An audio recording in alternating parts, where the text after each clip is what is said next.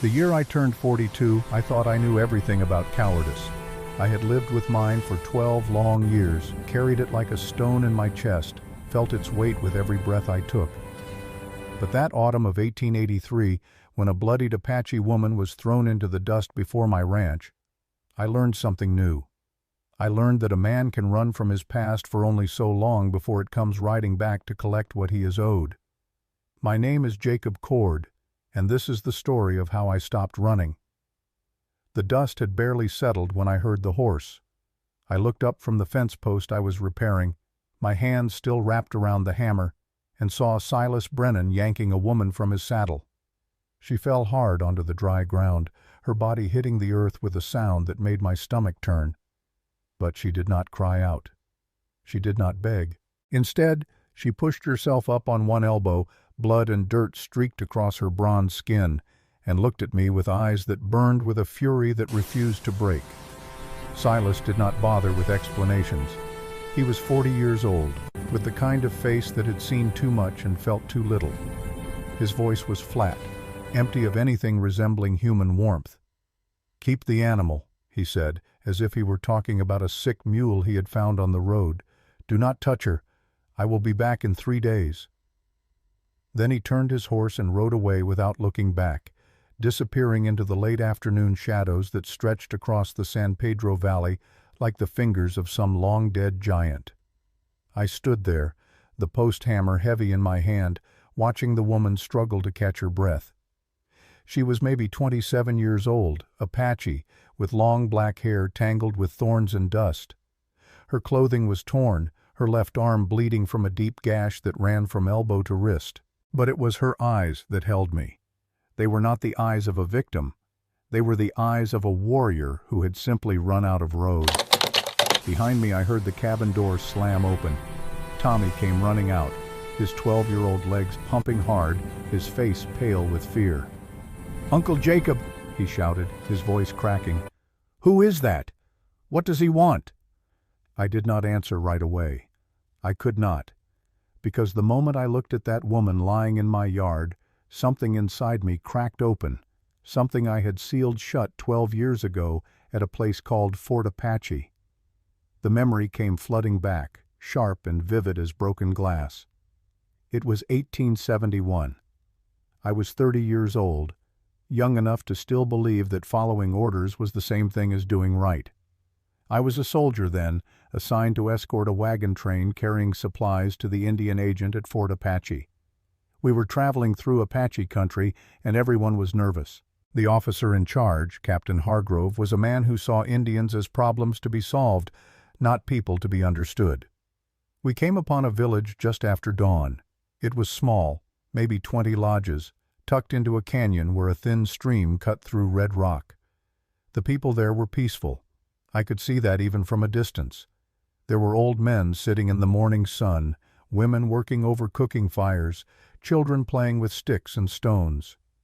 But Hargrove gave the order anyway. "Secure the area," he said. "These savages have been raiding supply lines." I knew it was not true. I had seen the reports. The raids were coming from a different band, miles to the north. But I said nothing. I was a soldier. Soldiers followed orders. The shooting started before I could even think. The cavalry charged into the village, guns blazing, and suddenly the morning was full of screams and smoke and the smell of blood baking in the desert heat. I stood at the edge of the canyon, my rifle in my hands, watching it happen. And then I saw her. Her name was Mira. I did not know that then. I only learned it later, after everything was over, when I asked one of the survivors who had escaped into the rocks. She was 25 years old, a mother, a daughter, a woman who had never hurt anyone in her life. She was running toward me, her arms outstretched, her mouth forming a single word, "Please." I looked at her. I looked at Captain Hargrove. I looked at my rifle. And I did nothing. 47 seconds. That is how long I stood there, frozen, while the woman named Mira ran toward me, begging for help that I did not give. 47 seconds before a soldier behind me raised his gun and shot her in the back. She fell 10 feet from where I stood. Her blood soaked into the sand, dark and thick, and her eyes stayed open, staring at me with an expression that I have never been able to forget. It was not anger. It was not even fear. It was disappointment. I have carried that look with me every day since. Now, standing in my yard with the hammer in my hand and the Apache woman bleeding at my feet, I felt those 47 seconds come rushing back. I felt the weight of them, the suffocating, crushing weight of knowing that I had chosen silence when courage was required. Tommy grabbed my arm, shaking me. "Uncle Jacob, what do we do?" "That man said not to touch her. He said he is coming back." I looked down at my nephew.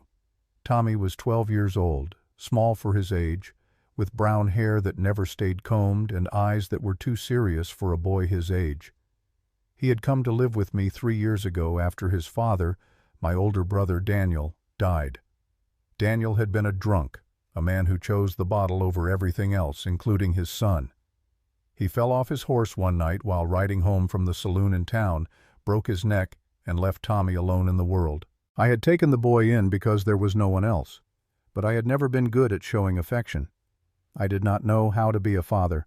I only knew how to work the land, keep my head down, and try not to think too much about the things I had done and the things I had failed to do. Now Tommy was looking at me, waiting for an answer, waiting for me to tell him what kind of man I was going to be. I set the hammer down slowly. Then I walked toward the woman. She tensed as I approached, her good hand moving instinctively toward something hidden in the folds of her torn dress. A knife, probably. I stopped a few steps away, far enough that she would not feel cornered. "You do not belong here," I said quietly. She looked at me for a long moment, her eyes searching my face for something. Weakness, maybe, or cruelty. Whatever she was looking for, she did not find it, because after a moment, she spoke. "I belong wherever I choose to be," she said. Her voice was rough, her English accented but clear. "You are the one who does not belong. This land was ours before your people came and took it." I nodded slowly. "You are right." She blinked, surprised. That was clearly not the answer she had expected. Tommy moved closer, his fear starting to mix with curiosity. "Uncle Jacob," he whispered, "what if that man comes back and finds her here? What if he gets angry?" I looked at my nephew, then back at the woman. "Then he gets angry," I said simply. The sun was sinking lower now, turning the sky the color of a dying fire. I knew how quickly the desert cooled once the light faded, how unforgiving the night could be to a body already worn thin. I also knew what kind of trouble would come if I helped this woman. Silas Brennan was not a man who made empty threats, and whoever this woman was, whatever she had done, she was dangerous to someone powerful enough to put a price on her head. But I also knew something else. I knew that if I walked away now, if I left her here to bleed and die, I would be standing in that canyon again, watching Mira fall, doing nothing. I took a breath and made my choice. "You can stay," I said, "until you are strong enough to leave." The woman stared at me, disbelief flickering across her face. "Why?" she asked. "Because someone should have helped when it mattered," I said quietly. And no one did. For a moment, neither of us moved. Then Tommy spoke up, his voice small and uncertain. "Uncle Jacob, are we in trouble?" I looked down at him, at this boy who had already lost so much, who was looking to me to teach him how to be a man. "Yes," I said honestly, "we probably are. But some trouble is worth having." I turned back to the woman. "Can you walk?" She paused, then nodded once. "I can stand. That would have to be enough." Inside the cabin the air smelled of wood smoke and old leather. The place was plain, built for function rather than comfort. One table, one chair, a narrow bed against the wall. Nothing that suggested I expected company. Nothing that suggested I wanted it. I cleared the table with a sweep of my arm, pushing aside the tin plates and the half-empty whiskey bottle I had been nursing the night before. Then I laid out what I had: clean cloth, a small bottle of alcohol, a knife that I had already wiped down. The woman tensed when she saw the blade. "It is for the cloth," I said, and set it down where she could see it. She studied my face, searching for the lie. Whatever she found there made her look away. Tommy hovered near the door, uncertain. I gestured for him to come closer. "Get me the knife," I said.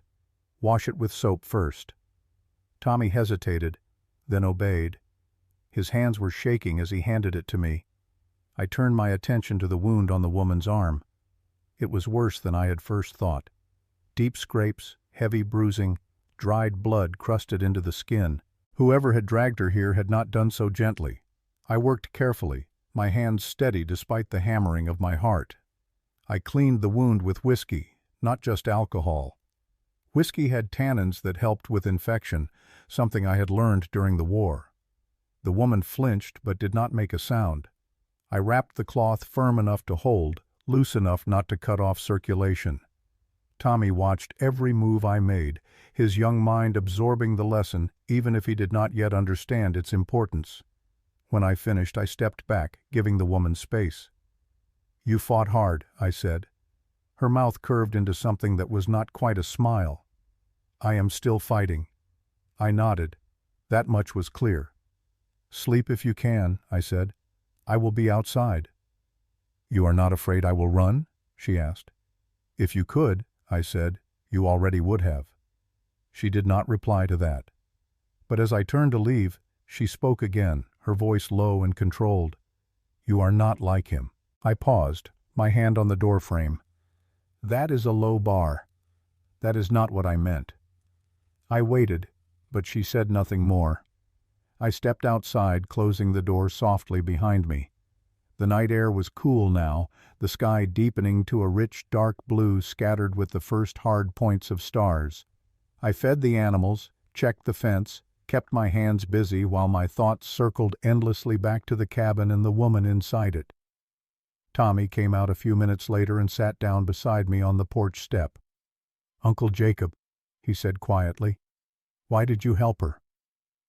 I looked out at the darkness stretching beyond the fence, at the land that had been in my family for 2 generations, land that my grandfather had fought for, land that my brother had died failing to protect.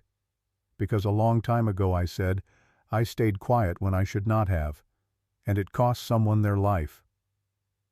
Tommy was quiet for a moment. "Who?" he asked. "A woman," I said. "Her name was Mira." "Did you love her?" I thought about that. The truth was complicated, tangled up with guilt and regret and 100 what-ifs that I would never be able to answer.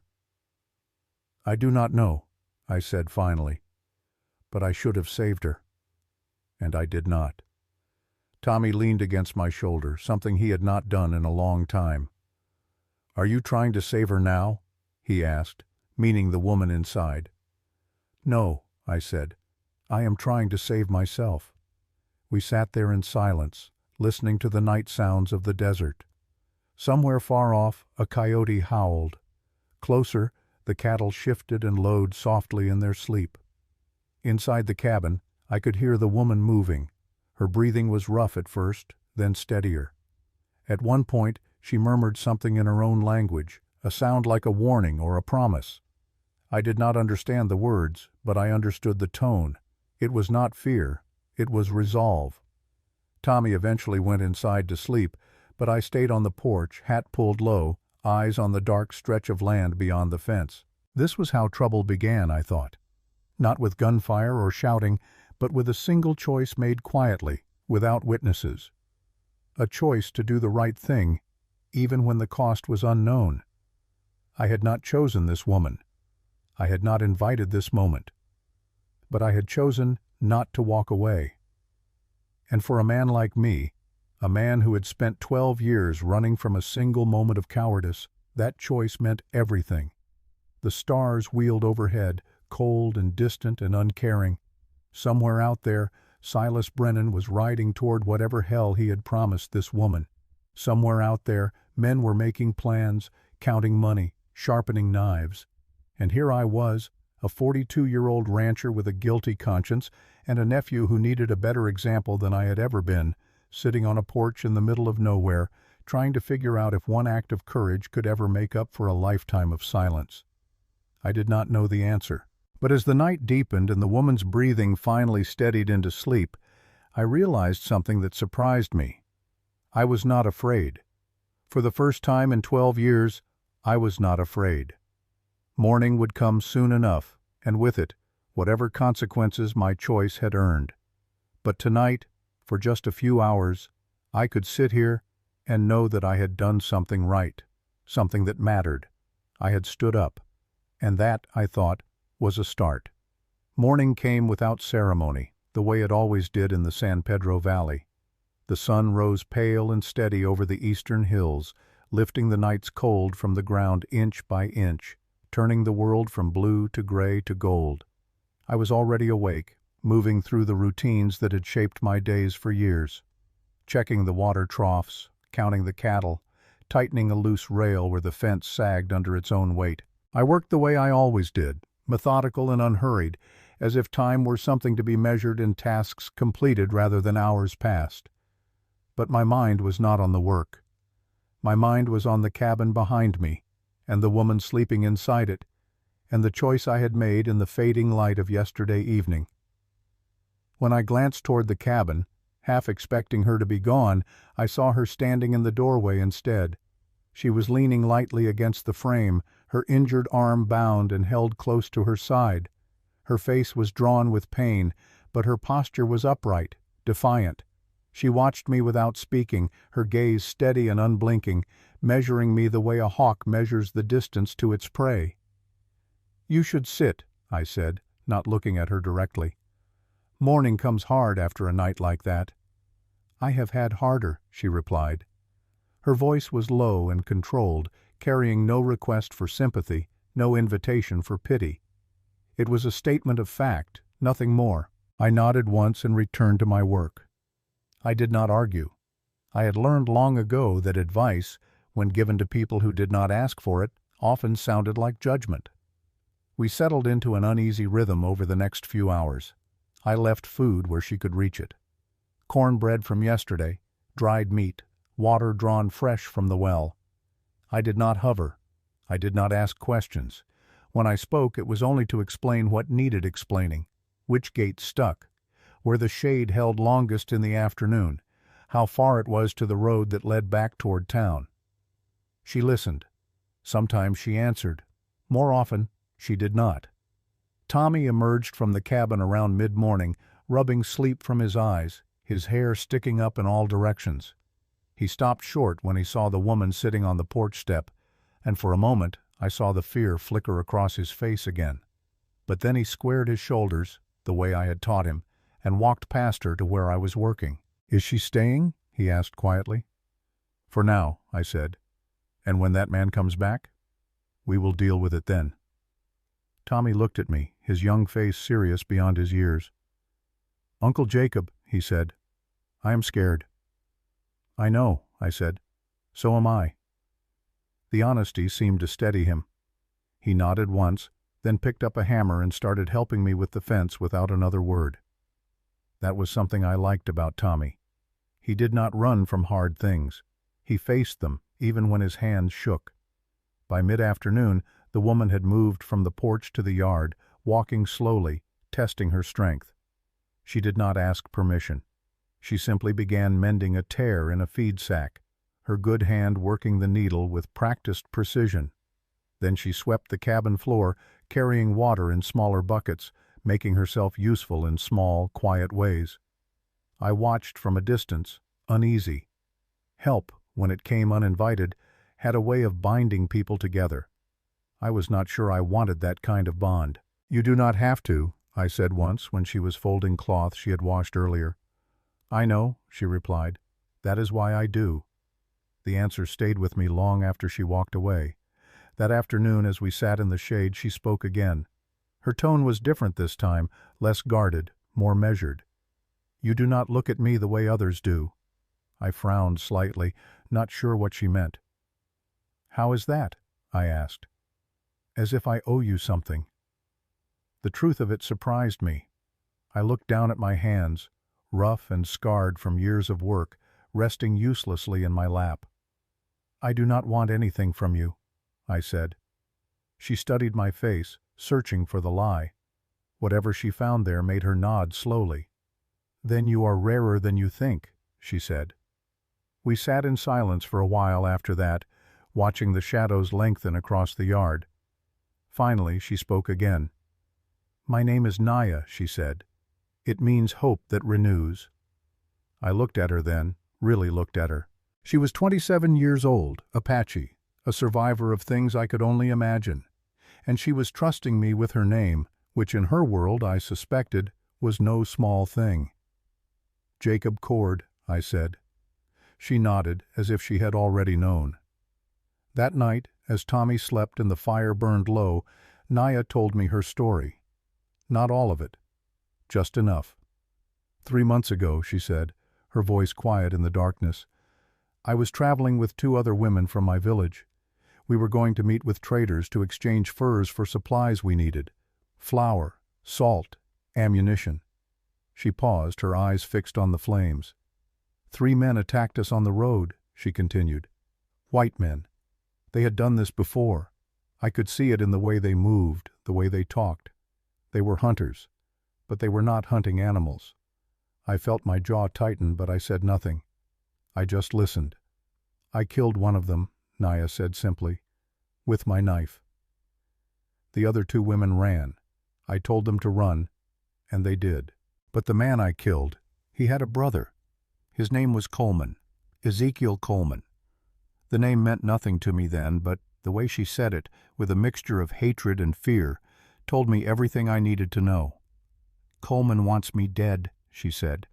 "Not because I killed his brother, but because I cost him money. The girl I saved, the one who ran, she was 14 years old. Coleman had already paid for her. $500. I stole his property." The words hung in the air between us, ugly and true. "That is why Silas brought you here," I said. "He is working for Coleman." Naya nodded. "Silas Brennan owes Coleman $800. Gambling debts. Coleman said he would forgive the debt if Silas brought me in. But Silas is afraid. He knows if he brings me to Coleman, Coleman will kill him anyway. So he is stalling, trying to figure out what to do. And he left you with me." "Yes." "Why?" She looked at me, her dark eyes unreadable in the firelight. "Because he thinks you are weak," she said. "He thinks you will keep me here, quiet and scared until he comes back. He thinks you will not fight." I considered that. It was probably true. I had lived quietly for 12 years, keeping my head down, avoiding trouble. I had built a reputation as a man who paid his debts on time and argued with no one. A man who wanted nothing more than to be left alone. But Silas Brennan had made a mistake. He had brought the past to my door, and the past, I was learning, could not be ignored forever. The second day passed much like the first. Work, silence, the slow building of something I could not yet name. But on the third day, everything changed. Coleman came. I saw him first from the far end of the pasture, a dark shape cutting across the pale land, riding without hurry. He was not alone. 4 men rode with him, and even from a distance I could see that they were armed. One of them was Marshal Henry Dawson, an old friend from my days in the war. That worried me more than anything else. If Dawson was here, it meant Coleman had the law on his side, at least on paper. Naya saw them too. She was near the cabin, and when she noticed the riders, her body stiffened instantly. Her hand moved toward the knife she now carried openly at her belt. "He is back," she said quietly. "I know." Tommy came running from the barn, his face pale. "Uncle Jacob, who is that?" "Trouble," I said. I set down the tool I was holding and walked toward the house, keeping my steps slow and steady. I did not want to appear afraid, even though my heart was hammering in my chest. Coleman dismounted a few yards from the porch. He was 48 years old, broad across the middle, with thinning gray hair and a face that had turned red from years of whiskey and rage. He looked from me to Naya and back again, a cold smile spreading across his lips. "Well," he said, brushing dust from his sleeve, "she is still breathing. I will give you that cord." I did not answer. Marshal Dawson dismounted as well, his face troubled. He was 44, lean and weathered, with gray eyes that had seen too much. We had served together at Antietam, and he had saved my life once when a Confederate bayonet came within inches of my gut.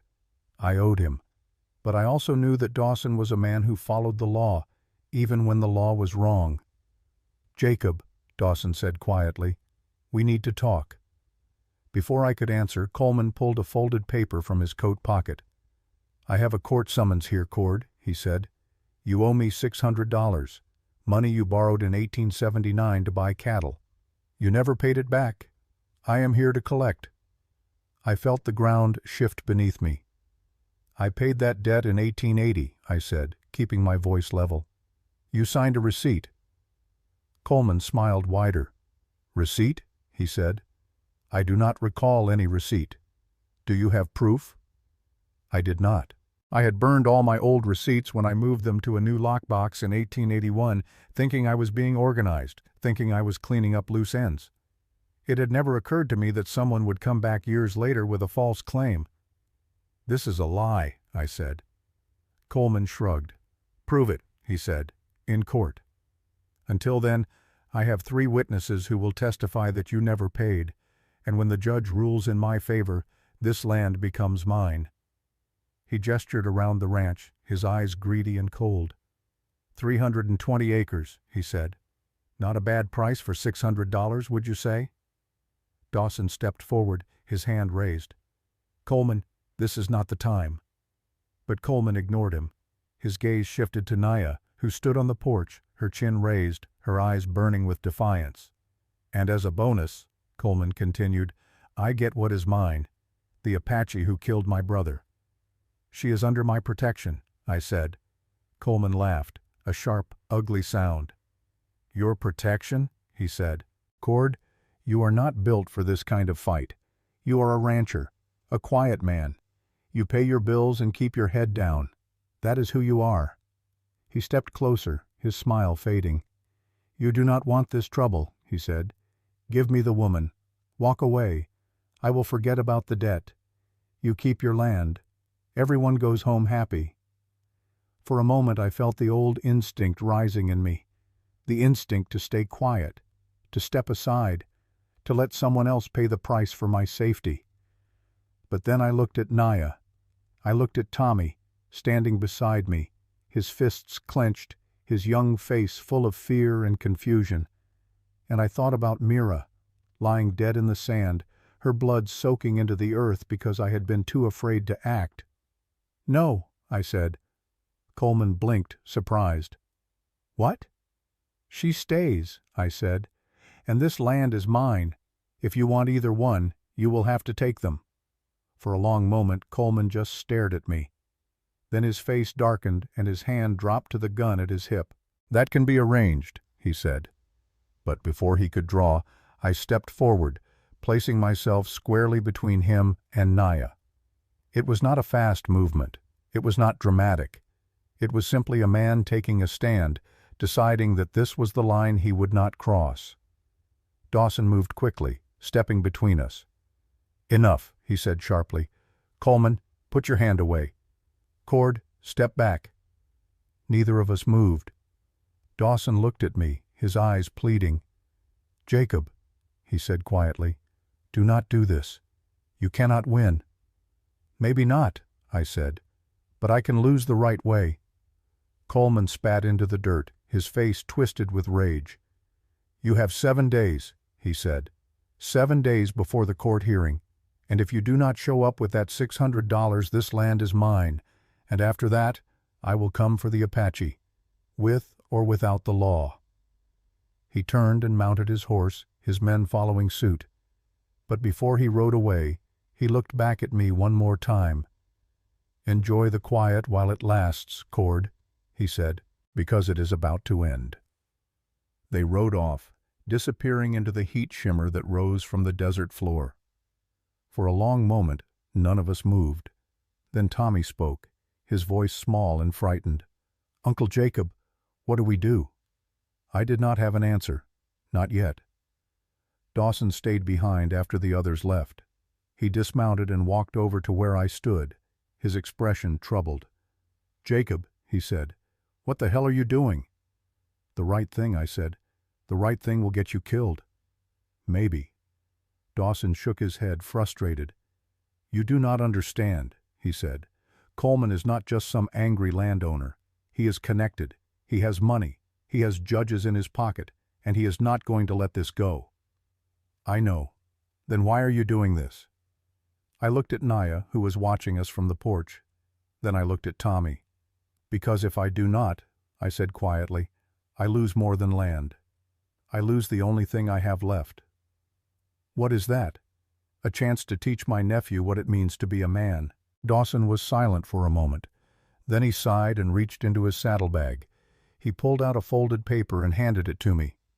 "I should not be giving you this," he said. "But we have history, you and I.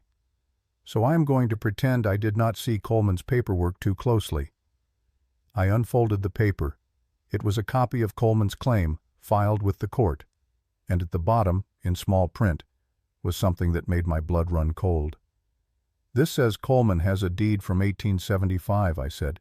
"A deed that predates my family's purchase." Dawson nodded grimly. "If he can prove that deed is legitimate," he said, "your land was never yours to begin with. Your grandfather bought it from someone who did not have the right to sell it." "That is impossible," I said. "My grandfather bought this land legally. He had all the paperwork." "Then you better find that paperwork," Dawson said, "because if you do not, you lose everything.